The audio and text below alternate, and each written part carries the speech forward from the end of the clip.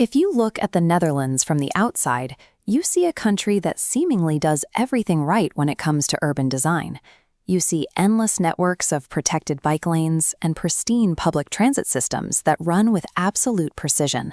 It prompts urban planners and frustrated commuters across North America to look at their own sprawling towns and ask why they can't simply lay down more bike lanes and copy the Dutch success. The underlying reality is that the Netherlands operates as one massive, continuous city.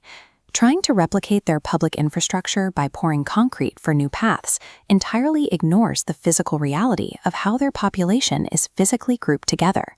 The nation is divided in two. The driving force is the Randstad, a dense megacluster.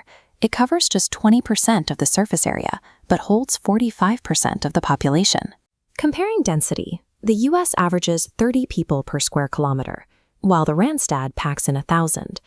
To clearly picture how the Randstad operates, you have to look at the New York metropolitan area.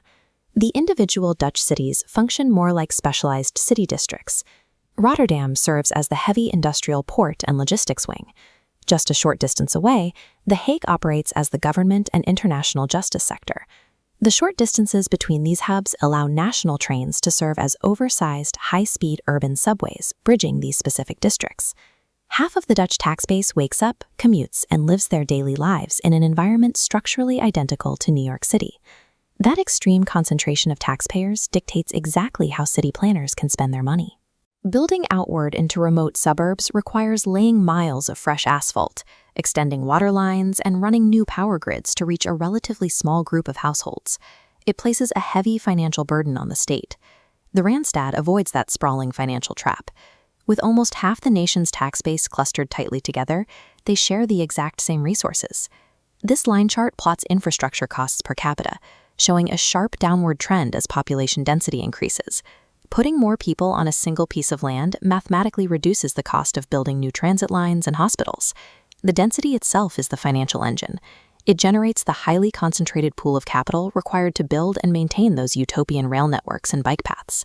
So how did a patch of European coastline become this hyper-dense, perfectly flat urban grid in the first place? The blueprint traces back to the ancient origins of urban development, when early civilizations realized that settling in fertile river valleys provided immediate access to water and trade.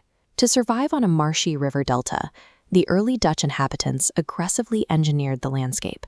They carved out complex canal systems and reclaimed flat land from the water. By artificially flattening the terrain, they accidentally removed one of the most expensive variables in modern construction, dealing with unpredictable elevations and hills. Those historical canal routes dictated exactly where trade could flow, which forced early populations to settle into tightly connected, hyper-dense nodes right along the water. The modern, efficient public transit networks celebrated today are simply laid on top of the physical constraints set by ancient water management.